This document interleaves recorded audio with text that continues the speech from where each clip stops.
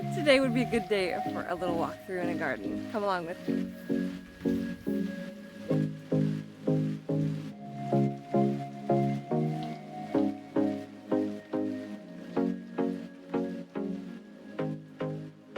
So I kind of have a thing with overcrowding boxes. It's this garden box right here. If you watched our pre-season tour, this is the box that originally was jammed with some perennial herbs and flowers that I had wanted to move, which I did move. You'll see those later on. But this box I had moved, completely wiped it out, except some of the German chamomile here still was just, I mean, there was still some roots in there. So that just kind of reseeded itself, not reseeded, but just carried over. And in this box here with that German chamomile, we have our kale, which I have clipped so much kale off of this and it just keeps coming back like crazy. And then you see down here hidden is this beautiful zinnia. Now, I don't want to bend the stems, but this is one of four. I put 4 in this box. I realize now that that's crazy because this one has, I mean, there are so many buds on this one zinnia. This is from one seed. And there are tons of zinnias coming off of that one seed. So when this is a separate plant and this is a separate plant. So, and they're so incredibly beautiful. This is like a green variety, which is really cool. But I've never grown zinnias before. I did not quite realize that they would fill out so well, but now I know. So I will learn from from each year. So in here, also we have some sugar snap peas going over the trellis here. This is just a cattle panel trellis, which I'm sure you've seen in so many garden tours and garden videos right now. I know that it's a big, I gotta move my coffee so she doesn't grab my coffee. Cheers. Iced coffee, which the ice is gone, but it's still delicious. So yeah, so they're just kind of starting to come up over this trellis here. And on this side, I have some more beans that are trellising. I have those actually started down at the ground here, as well as this clematis, which has bloomed once already. It's new this year. There's another little bloom right here. Looks like there's a couple other little blooms here. See if we can focus on that here. So that is the entryway arch trellis that I mentioned in a garden tour early on, our pre-season garden tour that I wanted to do, and I officially did it. I don't have it secured with any T-posts, but the weight of the boxes themselves seems to be enough for the panels to just rest up against. So it has been, that has worked just well so far. Here's a little pea, sugar snap pea bud. So these are going to start producing fruit here very soon. This box here on the other side, I originally wanted to do some flowers, but I ended up planting some old, this is so, again, jam-packed, some old seeds that I wanted to see if they would germinate of San Marzano tomatoes.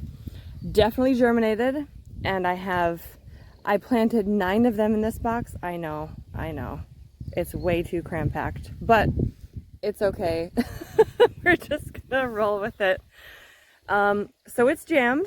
And as they grow up a little bit more, I will do a hard pruning on them. We do have some flowers coming in there. So yeah, I haven't even pulled the suckers off of these ones. These ones have actually not gotten much attention from us at all yet, but it's my first time growing San Marzanos. We have some other tomatoes here. I'm gonna leave my coffee right here. I don't think she can reach that. So we have some other tomatoes over here. And these are going to be cherry tomatoes. So we've already done definitely multiple prunings on this, and we have them tied up, just not necessarily, I don't know if you'd call this a trellis, I forget what you'd call this, but where you have that alternating string system to stabilize your plants. So you have a post, you can have a garden post or a T-post or whatnot, just as long as it's strong enough to hold the string. And you alternate around your plants. So you go on one side with the string, and then you go on the opposite side with, well, that one's on the same side. Down here is a better example. So it goes every other. Do you see here? So on the outside, so on the outside here, and then on the inside there. And it goes all the way around all those things. And we have lots of weeds in here, which you'll see throughout our garden, there's a lot of weeds right now. We've already weeded so many things. It is so hard to keep up with. But, so we have that string system holding these ones up, and as they grow, we will continue to build this string system up. And so, this is cherry tomatoes. So these are the ones that we planted from seed. We started these from seed. Some of them indoors, which we did do a video on that, and then some of them we direct seeded. These ones actually, we were worried because inside they did seem a little stunted at first.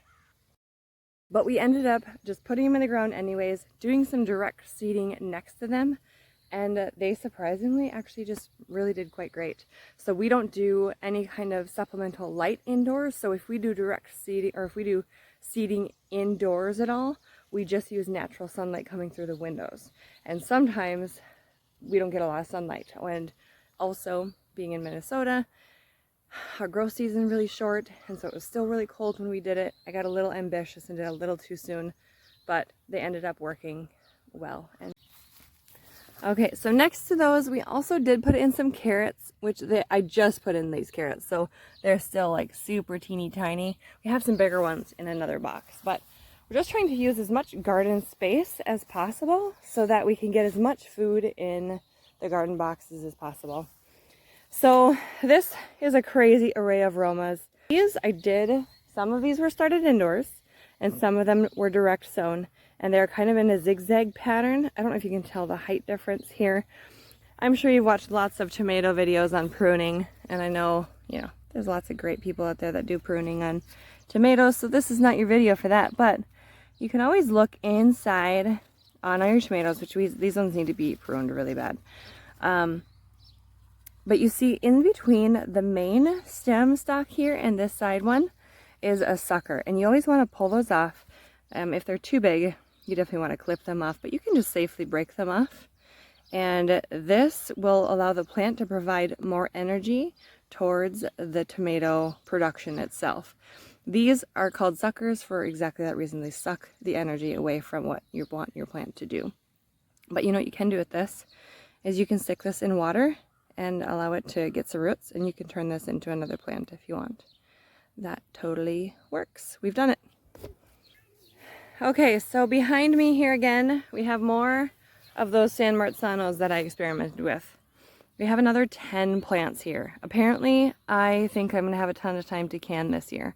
That's my plan, so we'll see. She keeps me pretty busy, but she's just chilling right now. Hi, Aspen. Hi, baby. She's so stinking cute. Oh my gosh. Okay, so more San Marzanos here. We will use the trellising system here where they will climb. Well, they won't really climb, but they'll go upward, and we'll tie them as needed just to stabilize them to this fencing right here. You don't want to tie tomatoes too tight, or you can damage the stem. But if you want, you know what, the cool thing about tomatoes that I've learned is that tomatoes actually, and all the varieties are going to be a little bit different probably, but ones that are an indeterminate, so that's going to be like your cherry tomatoes, I'll use that as an example.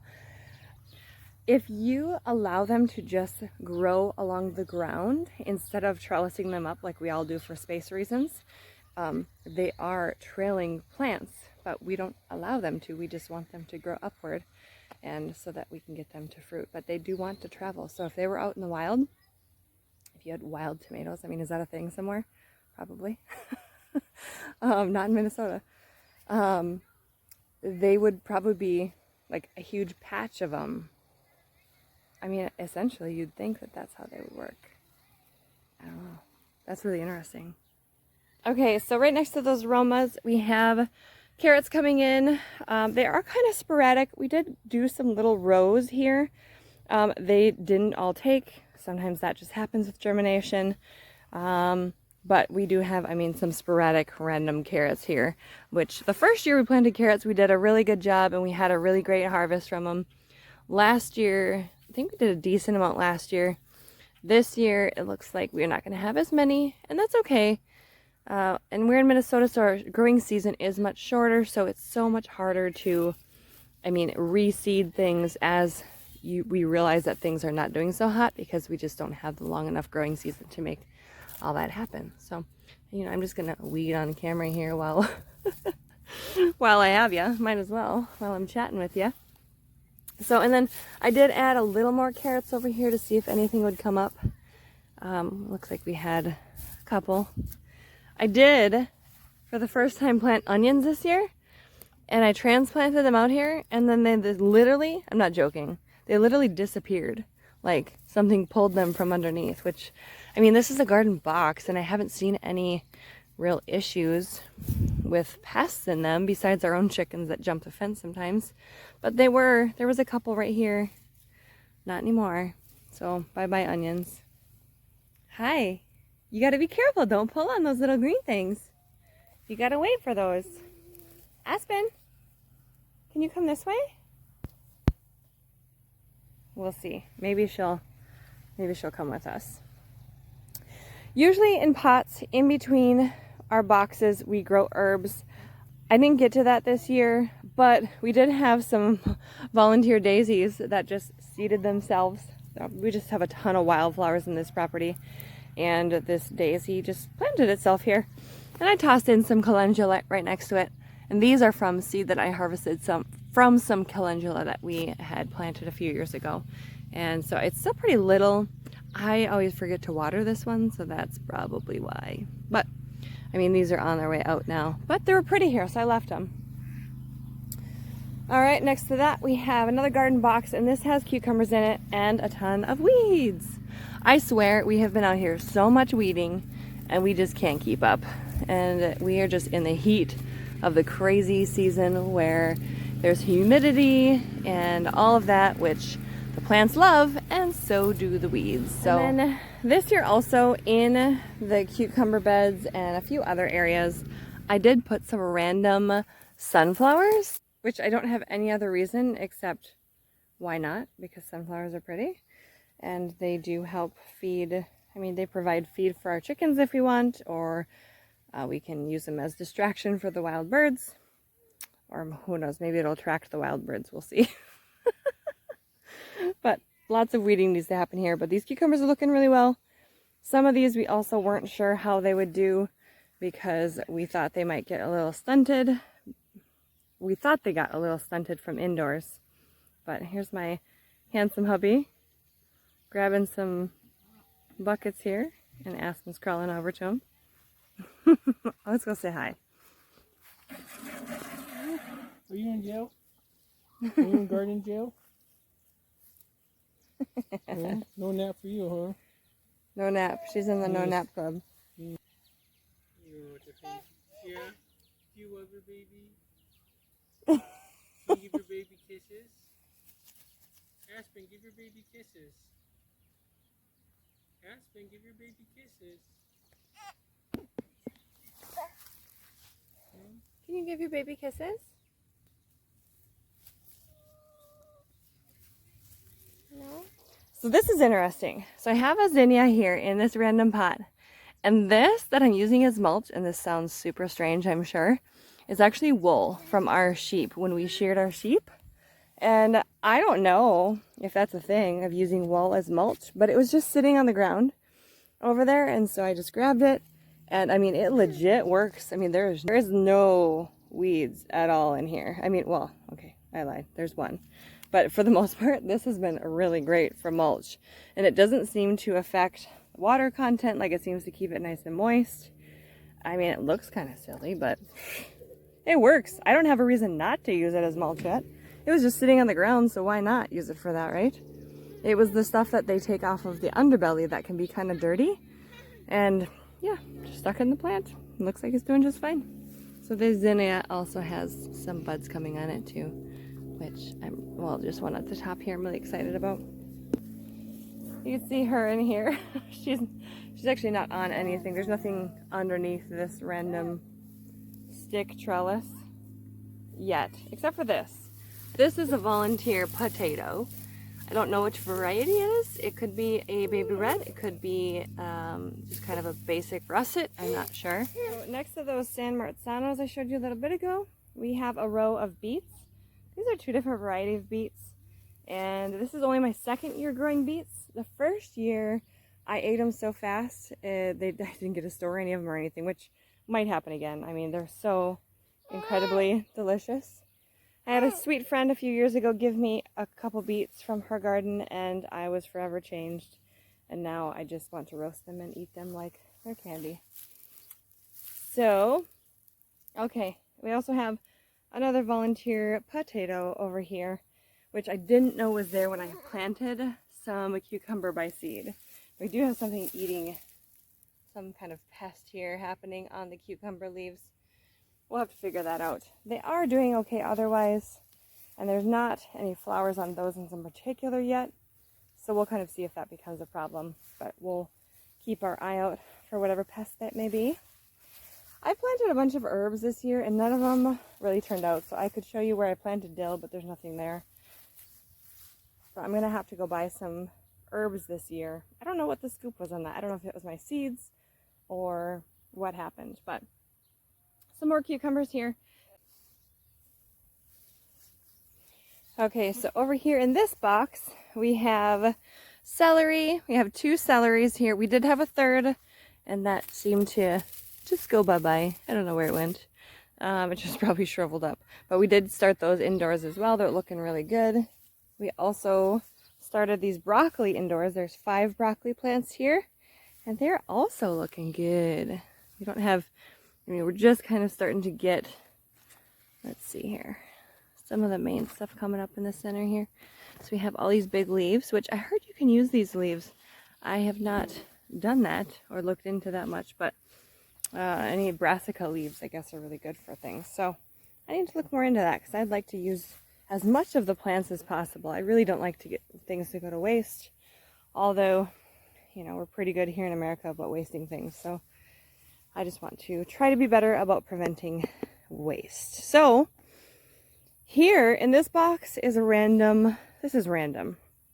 Okay, so we planted buttercrunch here. I should say my husband planted buttercrunch lettuce here, which there is so much in here. We need to have some salads. So I think we're going to come in here this week, harvest a bunch of this buttercrunch lettuce and have some salads. Again, a couple sunflowers, random, because, well, why the heck not? They do provide a little bit of shade, which is really great for these buttercrunch lettuce, because lettuce are a cooler climate. They don't, I mean, they will bolt. A lot of varieties will bolt really quickly in heat and humidity, and it is really hot and humid right now, so I really have to get in here and harvest these because those are going to bolt really quick if we don't, and that's a lot of lettuce. So these sunflowers are going to help shade them a bit. I don't know much about planting sunflowers this close to things because I know they have a large, like, root system. It hasn't been an issue so far, and my husband questioned me a little bit when I did it, but we'll see. We'll see. So far, I mean, we have some sunflowers coming up, or starting to bud right on the top here. So, I don't know, it seems like a good idea to me.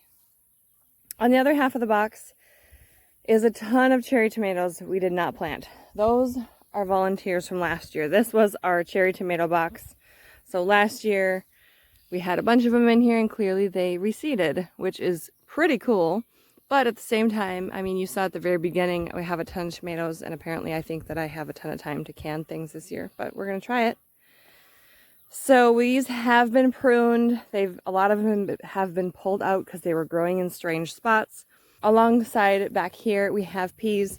I didn't realize there was going to be so many tomatoes in here when we planted these sugar snap peas. They seem to be doing okay. I mean, they're trellising just fine. We all really like sugar snap peas, and so we wanted to plant them in a bunch of different places this year because the kids will actually eat these raw.